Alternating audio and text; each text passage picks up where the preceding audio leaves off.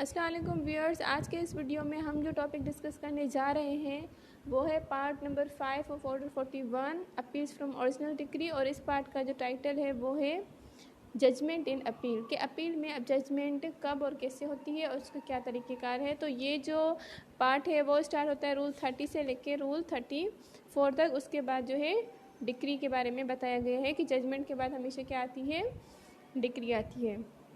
तो आइए चलते हैं, स्टार्ट करते हैं। रूल 30 क्या कहता है, judgment when and where pronounce. ठीक है, जजमेंट कब की जाती है।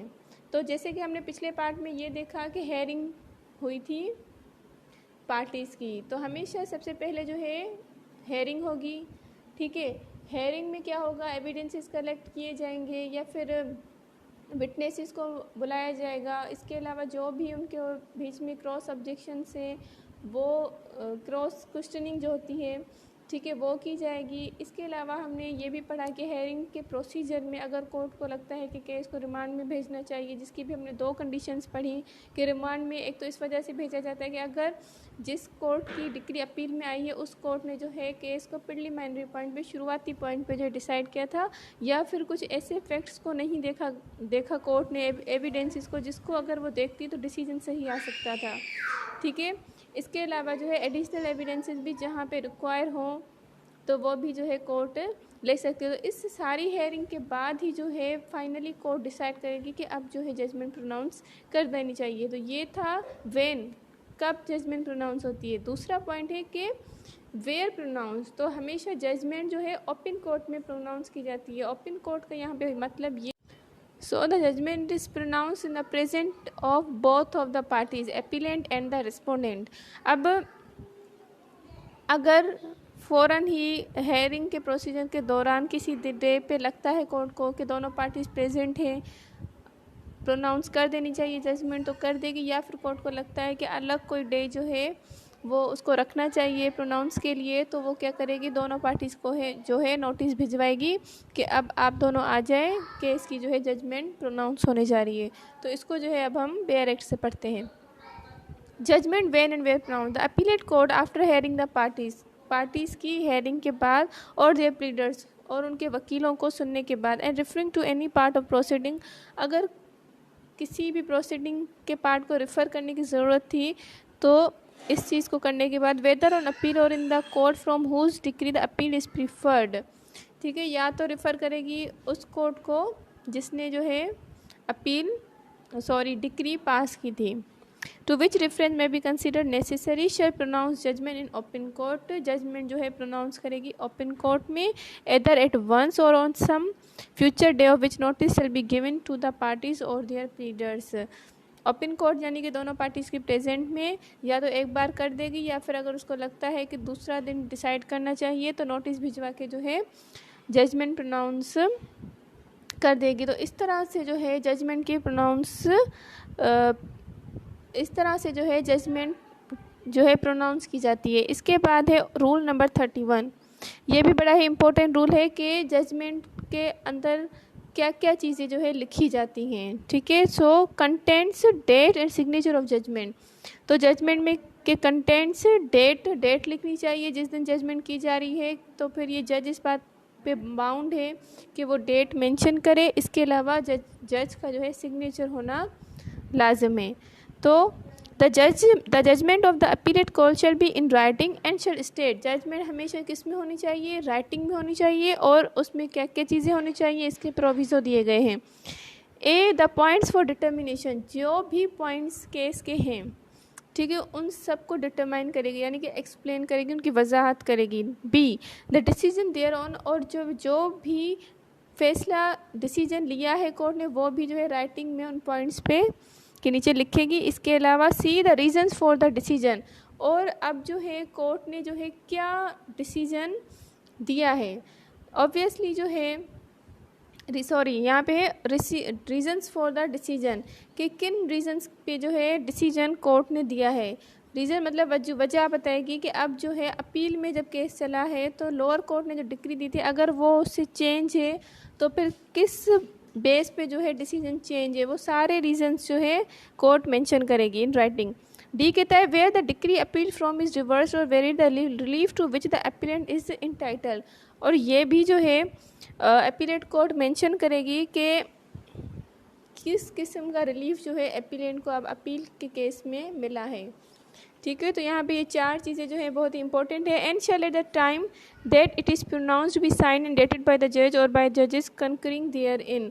और जिस टाइम पे जजमेंट को प्रोनाउंस किया जा रहा है उस टाइम पे जो है डेट मेंशन कर दी जाएगी और जो है क्या सिग्नेचर किया जाएगा। अगर एक जज सुन रहा है अपील या प्रोनाउंस कर रहा है उस केस को चला रहा है तो एक जज की, या फिर अगर एक से ज़्यादा जजेस ने उस केस को देखा है तो उन सब जजेस की जो है सिग्नेचर ली जाएगी। अब आते हैं रूल 32 की तरफ। वोट जजमेंट में डायरेक्ट, जजमेंट क्या डायरेक्ट करती है। द जजमेंट में बी फॉर कन्फर्मिंग, वेरिंग और reversing the decree from which the appeal is preferred, और if the parties to the appeal agree as to form which the appeal decree is appeal shall take or to the order to be made in appeal, the appellate court may pass a decree or make an order accordingly।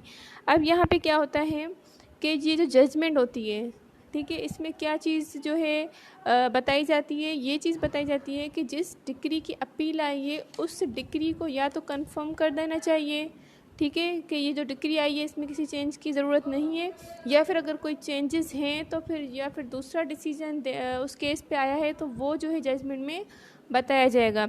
इसके अलावा judgement में ये भी होता है कि अगर दोनों पार्टीज़ किसी पॉइंट पे एग्री खुद हैं कि हमें जो है इस केस में ये जो है ऑर्डर चाहिए या फिर ये जजमेंट चाहिए, तो कोर्ट उन दोनों पार्टीज़ की कंसेंट पे जो है वो ऑर्डर या फिर डिसीजन ले सकती है।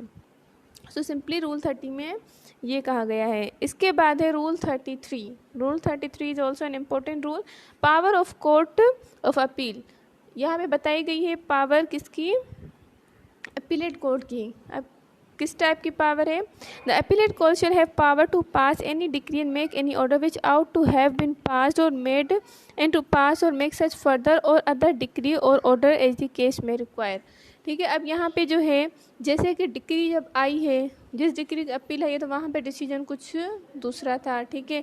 अब यहाँ पे अपीलेट कोर्ट को पावर है कि उस डिक्री की डिसीजन को जो है चेंज कर सकती है, ठीक है, उसको या तो कंफर्म भी कर सकती है। इसके अलावा अगर कोर्ट को लगता है इसके अलावा भी जो है कुछ हमें ऑर्डर्स देने चाहिए तो वो भी दे सकती है। किस टाइप के ऑर्डर्स, जो केस में require, and this power may be exercise by the court notwithstanding that the appeal is as to part only of the decree and may be exercise in favour of all or any of the respondent of the parties. यानी कि respondent की जो favour में कोई order भी दे सकती है, भले ही रिस्पोंडेंट ने खुद जो है कोई ऑब्जेक्शन रेज नहीं किया। ये ना समझा जाए कि जो बंदा अपील में आया है यानी कि अपीलेंट उसकी फेवर में ही डिसीजन हो सकता है। अगर कोर्ट को ग्राउंड्स देखते हुए, केस के फैक्ट्स देखते हुए ये लगता है कि ऐसा कोई ऑर्डर भी देना चाहिए जो रिस्पोंडेंट की फेवर में जाता है तो वो दे सकती है, ये उसको पावर है। सेकेंड पैराग्राफ क्या कहता है, provided that the appellate court shall not make any order under section 35A in pursuance of any objection or which the court from whose decree the appeal is preferred has omitted or refuse to make such order. यहाँ पे जैसे पहले हमें क्या बताया कि अगर lower court ने कोई डिसीजन नहीं दिया था, ठीक है, किसी भी ग्राउंड को देखते हुए, ठीक है, जो उसको देना चाहिए था तो वो जो है अपीलेट कोर्ट को पावर है कि वो देगी, ठीक है। अब यहाँ पे क्या कहा गया है कि वो 35A जो सेक्शन है CPC का उसमें जो पॉइंट है उसके अगेंस्ट अपीलेट कोर्ट नहीं जाएगी। तो 35A में ये पॉइंट है कि अगर जो बंदा किसी पार्टी ने दूसरी पार्टी पे कोई ऐसे इल्ज़ामात लगाए हैं जो कि गलत थे, विक्सेशियस थे, ठीक है, तो उन पॉइंट्स को अगर जो दूसरी पार्टी जिस पे इल्ज़ामात लगाए गए थे वो प्रूफ कर देती है विद इन टाइम कि जब इल्ज़ाम लगाए गए थे प्रोसीडिंग के दौरान, हेयरिंग के दौरान, और वो साबित हो जाते हैं, तो उस पर क्या है कोई भी कोर्ट जो है डिसीजन नहीं देगी इससे किसी भी जो है एविडेंसेस पे या फिर ग्राउंड्स पे। तो यहाँ तक के 35A में कंपनसेशन बताई गई है 35,000, और अगर कोई केस जो है स्मॉल कॉस्ट का है तो उसकी जो है 250 कंपनसेशन जो है 100 रुपीज़ कंपनसेशन बताई गई है। तो यहाँ पे क्या है कि अगर ऐसा कोई जो है एविडेंस आया था जब डिक्री वाला केस चला था लोअर कोर्ट में और उसमें कोई गलत इल्ज़ामात लगाए गए थे और उस कोर्ट ने इस वजह से उस पर डिसीजन नहीं दिए क्योंकि वो इल्ज़ामात विक्सेशियस थे या फिर फॉल्स थे, तो इनको भी जो है एपीलेट कोर्ट खुद भी जो है बाउंड है कि वो इग्नोर करें। ठीक है, अब आते हैं रूल 34 की तरफ।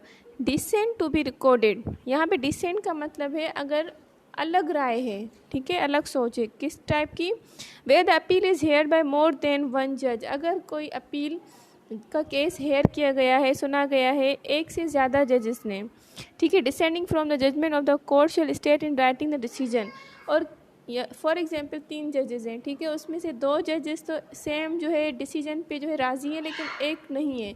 तो यहाँ पे ये 34 ऑर्डर कह रहा है कि जो एक जज का जो डिसीजन है वो डिसेंट है, मुख्तलिफ है, तो वो क्यों मुख्तलिफ है, वो जो है अपना रीज़न जो है राइटिंग में कोर्ट को जमा करवाएगा उस केस पे। Order which he think should be passed on the appeal, यानी कि जज को लगता है कि ये जो मेरा वाला डिसीजन है वो पास होना चाहिए, and he may state his reasons for the same, तो वो उस पर जो है अपने रीजन्स बता सकता है। So it was all about judgment, यानी कि जजमेंट का जो है सिंपली ये मतलब होता है कि जो है वो पॉइंट्स डिटरमाइन करती है, डिसीजन देती है, और इसके अलावा भी अगर एपीलेंट के ग्राउंड्स के अलावा अगर कोर्ट को लगता है कि जो है रिस्पोंडेंट ने कोई ऐसे ऑब्जेक्शन रेज नहीं किए लेकिन कोर्ट को लगता है कि उसकी फेवर करनी चाहिए तो वो भी कर सकती है।